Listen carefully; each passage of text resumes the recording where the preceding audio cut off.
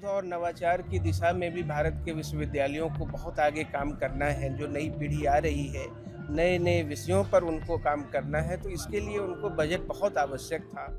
छात्र अपने पढ़ने लिखने पर ज़्यादा ध्यान दे पाते हैं यदि उन्हें रहने की, खाने की थोड़ी अच्छी सुविधा मिल जाए। हमारे यहाँ 100 से ज़्यादा बड़े हॉस्टल्स हैं, एक बड़ा रेजिडेंशियल कैंपस है हमारे यहाँ।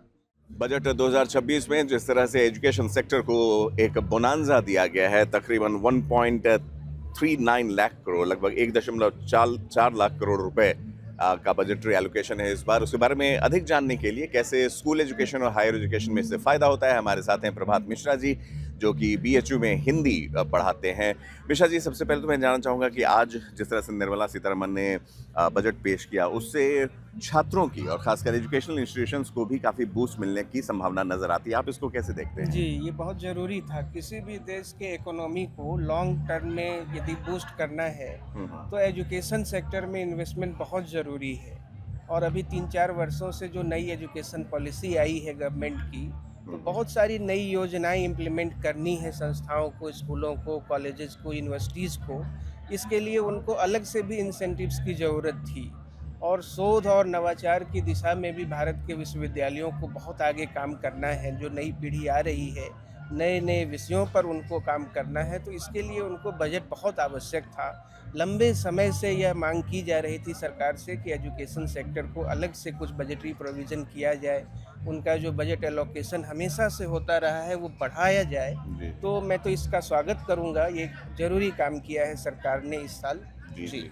मिश्रा जी, आप BHU से संबंध रखते हैं, बहुत ही बड़ा इंस्टीट्यूशन, और वहाँ कई हजारों लाखों बच्चे देश के अलग अलग हिस्सों से पढ़ने के लिए आते हैं। उनके रहने खाने की व्यवस्था भी जो हॉस्टल्स में होती है, दिल्ली विश्वविद्यालय से जब मैंने पढ़ाई की तो सभी कॉलेजेस में हॉस्टल की सुविधा नहीं थी। तो बाहर से आने वाले बच्चों को क्या आपको लगता है ये भी एक बूस्टर की तरह होगा कि अगर बजट बढ़ाया जाता है तो कहीं न कहीं उनके हॉस्टल्स की व्यवस्था बेहतर हो?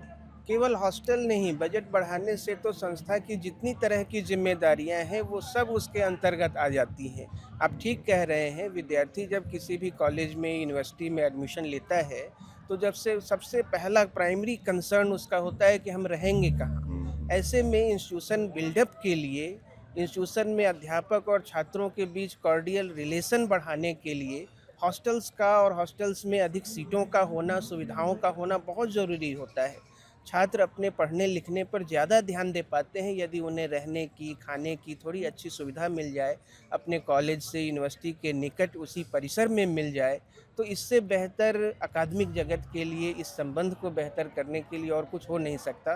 तो ये सबसे प्राइमरी कंसर्न है और इस दिशा में संस्थाएं काम भी कर रही हैं। आपने BHU का नाम लिया, हमारे यहाँ 100 से ज़्यादा बड़े हॉस्टल्स हैं, एक बड़ा रेजिडेंशियल कैंपस है हमारे यहाँ।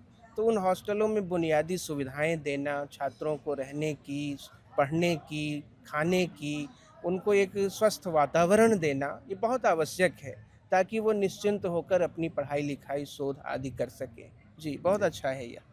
बहुत बहुत धन्यवाद प्रभात मिश्रा जी हमसे बातचीत करने के लिए। तो ये थे प्रभात मिश्रा, BHU में हिंदी के अध्यापक, हिंदी पढ़ाते हैं, हिंदी के प्रोफेसर रहे हैं। साथ ही साथ हम लोग देखेंगे कि 1.4 लाख करोड़ आंकड़ों में तो ज़रूर एक बड़ी रकम है, लेकिन उसके इम्प्लीमेंटेशन में और कोई लूपहोल न रह जाए, इसको भी सुनिश्चित करना सरकार की एक जिम्मेदारी जो है वो बनती है। कैमरामैन बंटी के साथ Pankaj Kumar Mishra, one India news के लिए वाराणसी से।